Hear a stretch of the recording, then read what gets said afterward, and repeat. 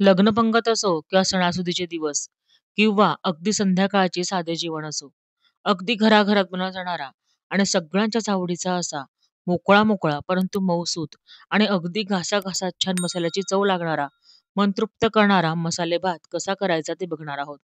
आज आपण ताजा मसाला तयार करणार आहोत आणि त्यापासून आपण मसाले भात तयार करणार आहोत. त्यामुळे मसाले भाताची चव अगदी दुपटीने वाढणार आहे. आज आपण अगदी कमीत कमी घरातल्या उपलब्ध साहित्यापासून चमचमीत असा मसाले भात तयार करणार आहोत. एकदा का तुम्ही माझ्या पद्धतीने मसाले भात केला, की तुम्ही पुन्हा-पुन्हा याच पद्धतीने मसाले भात कराल, याची खात्री मी तुम्हाला देते. नमस्कार मंडळी, मी रुचा आपणा सर्वांचे खमंग खानदेशीमध्ये मनापासून स्वागत करत आहे. तर मग सुरुवात करूया आजच्या आपल्या रेसिपीला. मसाले भात तयार करण्यासाठी बघा, सर्वप्रथम या ठिकाणी घेतला आहे जुना बासमती तांदूळ घेतलेला आहे. वजनी म्हणाल तर 1 पाव हा तांदूळ आहे म्हणजेच 250 ग्रॅम. एक मोठी वाटी भरून हा जुना बासमती तांदूळ मी घेतलेला आहे. याऐवजी आपण कुठलाही जुना तांदूळ घेऊ शकता. यानंतर मी इथे घेतला आहे बघा कांदा घेतलेला आहे. 2 मध्यम साइजचे कांदे तांदूळ जास्त असल्यामुळे मी घेतलेले आहे. उभे काप करून घेतलेले पातळ असे. पुढे घेतलेला आहे छान चव येण्यासाठी आपण टोमॅटो घेतलेला आहे. एक मध्यम साइजचा टोमॅटो बारीक चिरून घेतलेला आहे. यामध्ये आपण कांदा आणि टोमॅटो दोघे स्किप देखील करू शकता. यानंतर एक वाटण तयार करणार आहोत. त्यासाठी घेतलं आहे 10 ते 12 लसणाच्या पाकळ्या, 4 हिरव्या मिरच्या बारीक अशा आणि आल्याचा तुकडा. पुढे आपण भाज्या काय-काय घेतल्यात ते बघून घेऊयात. तर भाज्यांमध्ये बघा मी बटाटा घेतलेला आहे. एक छोट्या आकाराचा बटाटा चौकोनी तुकड्यांमध्ये मी कापून घेतला होता. तो मी पाण्यामध्ये भिजत घातलेला आहे, कारण काळा पडू नये. पुढे घेतलेले आहे बीन्स घेतलेले आहेत, गाजर आहे. फ्लॉवरचे तुरे घेतलेले आहेत बघा छोटे-छोटे असे. फ्लॉवरमुळे भाताला खूप छान अशी चव येते. त्यामुळे फ्लॉवर जर तुमच्याकडे असेल तर ती अवश्य घाला. पुढे ताजे मटार घेतलेले आहेत. काजूच्या पाकळ्या केलेल्या आहेत बघा. काजू 2 भागांमध्ये डिव्हाईड करून घेतलेला आहे. काजू पाकळी घेतलेली आहे. कोथिंबीर घेतलेली आहे आणि थोडं ओलं खोबरं खवलेलं घेतलेलं आहे. यामुळे भाताची चव खूप छान अशी लागते. कढीपत्ता घेतलेला आहे. 8 ते 10 पानं. भातामध्ये घालण्यासाठी ताजं वाटण तयार करणार आहोत, ताजा मसाला तयार करणार आहोत. त्यासाठीचे प्रमाण बघून घेऊयात. 2 चमचे सुकं खोबरं घेतलेलं आहे. 1 चमचा तीळ घेतलेले आहेत. 1 चमचा जिरं, दालचिनीचा तुकडा, मसाला वेलची 1, 4 लवंगा घेतलेल्या आहेत आणि 2 लाल मिरच्या घेतलेल्या आहेत. बारीक लाल मिरच्या घ्यायच्या ज्या थोड्या तिखट आहेत अशा. यामध्ये तुम्ही स्टार फूल देखील टाकू शकता, ज्याला बाजा असे म्हटले जाते. त्यामुळे देखील भात चमचमीत होण्यास मदत होते. तर तुम्हाला चमचमीत भात हवा असेल, तर तुम्ही यामध्ये बाजा घालू शकता. पुढे एक कढई घेतलेली आहे. त्या कढईमध्ये सर्वप्रथम आपण खोबरं भाजून घेऊया. तांबूस रंगाचं होईपर्यंत आपल्याला हे खोबरं भाजून घ्यायचं आहे. जरासं आपल्याला याला थोडं काळसरच भाजायचं आहे, म्हणजे हा मसालाचा चव खूप छान अशी लागते. हे बघा, खोबरं छान असं भाजून झालेलं आहे आपलं. खोबरं काढून घेऊयात. पुढे यामध्ये तीळ भाजून घ्यायची आहे. क्रमाक्रमाने आपल्याला सगळे मसाले जे आहेत, ते भाजून घ्यायचे आहेत. तीळ भाजून झाली अर्धवट, की त्यामध्ये आपण जिरं सुद्धा घालून घ्यायचं आहे. जिरं छान खमंग असं भाजून घ्यायचं आहे. तीळ आणि जिरं दोघंही छान खमंग भाजून झाले, एका ताटामध्ये काढून घेऊया. पुढे त्याच कढईमध्ये थोडंसं आपल्याला तेल घालायचं आहे आणि आपले मसाले यामध्ये भाजून घेणार आहोत. 4 लवंगा, 1 मसाला वेलची आणि थोडी दालचिनी, आवडत असल्यास स्टार फूल. सगळं घातल्यानंतर छान खमंग असं परतून घ्यायचं. यामध्ये 2 मिरच्या देखील घालायच्या आपण घेतलेल्या आणि त्यासुद्धा थोड्याशा परतवून घ्यायच्या आहेत. मिरच्या आणि सगळे मसाले व्यवस्थित परतवून झालेले आहेत. ते सुद्धा आपण काढून घेऊ.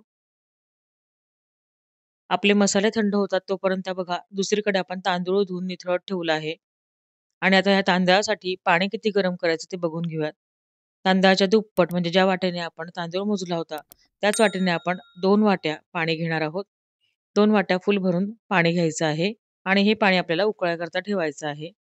यानंतर दुसऱ्या बाजूला आपला मसाला देखील थंड झालेला आहे. हा मसाला आपण आता वाटून घेऊया.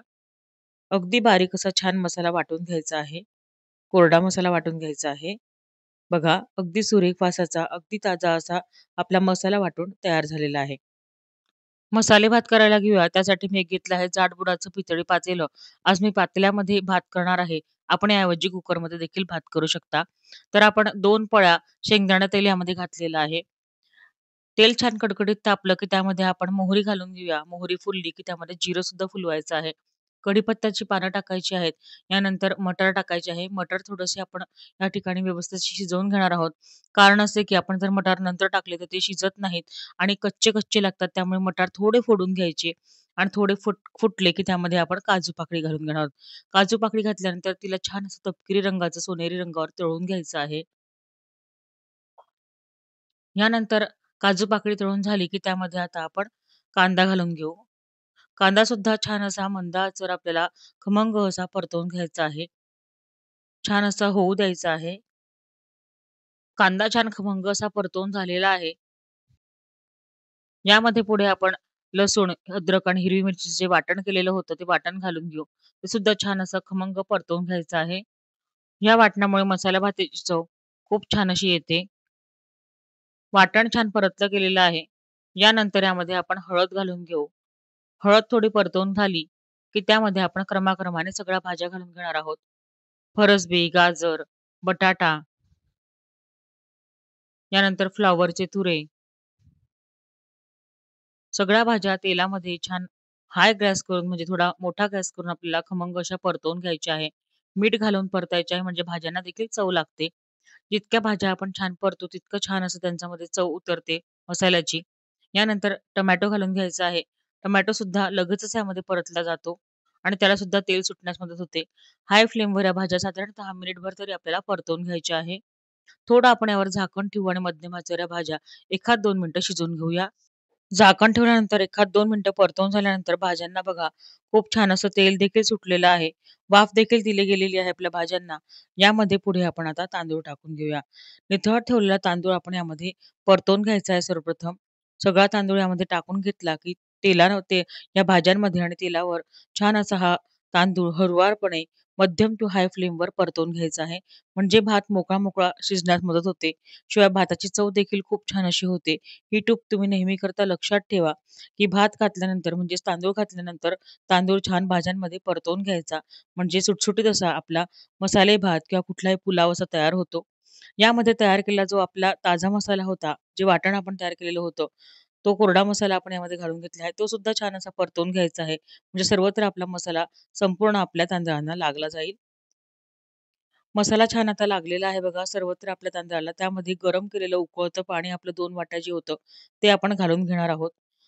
तळापासून ढवळत उलथण्याच्या साहाय्याने व्यवस्थित असा आपण हा मसाले भात एकजीव करून घेऊया. गॅसची फ्लेम या ठिकाणी मी मंद ठेवलेली आहे.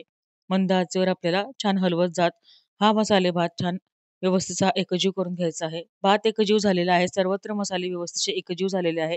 गॅसची फ्लेम मंद करायची आहे आणि मंद आचेवर आपल्याला यावर झाकण ठेवून घ्यायचं आहे. झाकणावर आपल्याला पिण्याचं पाणी साधारणतः 1 वाटी घालायचं आहे. यामुळे काय होतं दम छान बसतो आणि वाफेमध्ये भात खूप छान असा शिजला जातो. त्यामुळे आपण आणि पिण्याचं पाणी का? कारण की जर पाणी कमी पडलं तर आपण हे पाणी भातामध्ये खाली घालू शकतो. एखाद्या वेळेला तांदूळ जर जास्त फुलला, तर आपल्याला हे जे वरचं आपलं तापवलेलं पाणी आहे, ते भातामध्ये घालण्यास मदत होते. त्यामुळे ह्या पद्धतीने पाणी आपण वरती घालायचं आहे डिशच्या वरती. त्यामुळे भात देखील खाली लागत नाही, जळत नाही. तर साधारणतः 10 मिनिटानंतर आपण आता झाकण उघडून बघितलं, तर बघू शकता आपला जो तांदूळ आहे, तो छान असा फुलून आलेला आहे. भाज्या देखील छान अशा अगदी मस्त झालेल्या आहेत. आपण थोडंसं याला उलथण्याने खालीवर करून घेऊ, म्हणजे मसाला सर्वत्र एकजीव होतो. हाच भात जर आपण कुकरमध्ये केला, तर काय होतं भाज्या वेगळ्या होतात, भात वेगळा आणि थोडा मसाला देखील वेगळा असं काहीसं आपल्याला चित्र दिसतं. त्यामुळे मी नेहमी करता मसाला भात हा जाडबुडाच्या पितळी पातेल्यात किंवा एखाद्या जाडबुडाच्या कढईतच करत असते. आता या स्टेजला जेव्हा आपला तांदूळ अर्धवट शिजला आहे, त्यावेळेला आपण एक जाड लोखंडी तवा खाली ठेवू शकता आणि आच मध्यम करायची. म्हणजे भात अजिबात जळत नाही खालून. छान मोकळा-मोकळा असा तयार होतो. साधारणतः 10 मिनिटानंतर आता आपण झाकण उघडून बघूयात. आपला मसाला भात परफेक्टली असा रेडी झालेला आहे. खूप छान फुलून आलेला आहे आणि अगदी मोकळा-मोकळा, मऊसूत असा आणि चविष्ट असा मसाले भात तयार झालेला आहे. भाज्या शिजल्या का ते चेक करून बघूयात. बघा, भाज्यासुद्धा व्यवस्थित शिजलेल्या आहेत, ओव्हरकुक झालेल्या नाही, परफेक्टली शिजलेला आहे. बटाटा देखील शिजलेला आहे. गॅसची फ्लेम आपल्याला बंद करून घ्यायची आहे आणि आपला हा चविष्ट असा मसाले भात आपण सर्व्ह करून घेऊया.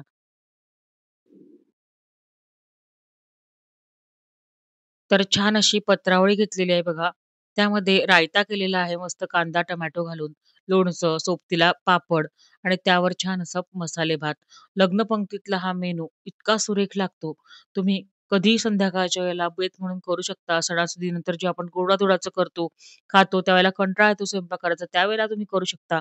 खूप सुरेख लागतो. तोंडाची चव देखील वाढवतो. माझ्या या पद्धतीने मोकळा-मोकळा अगदी मौसूत असा मसाले भात नक्कीच तयार करून बघा. रेसिपी आवडल्यास रेसिपीला लाईक आणि जास्तीत जास्त शेअर करा. तसेच रेसिपीला हाईप देखील करा. म्हणजे काय करा, तर लाईक बटनच्या बाजूला हाईप नावाचे एक फीचर दिलेले आहे. त्याद्वारे तुम्ही त्या रेसिपीला पॉइंट्स देऊ शकता. तर जास्तीत जास्त पॉइंट्स द्या, म्हणजे आपली रेसिपी आणि आपले चॅनल पुढे जाण्यास मदत होईल. माझे चॅनल खमंग खानदेशीला नक्की सबस्क्राईब करा. बाजूची घंटी दाबा आणि ऑल ऑप्शन सिलेक्ट करा. म्हणजे माझ्या सर्व रेसिपीज तुमच्याकडे सर्वप्रथम पोहोचतील. अशा छान-छान आणि मस्त-मस्त टिप्ससह सगळ्या रेसिपीज घेऊन पुन्हा भेटूया खमंग खानदेशीच्या पुढील भागामध्ये. धन्यवाद.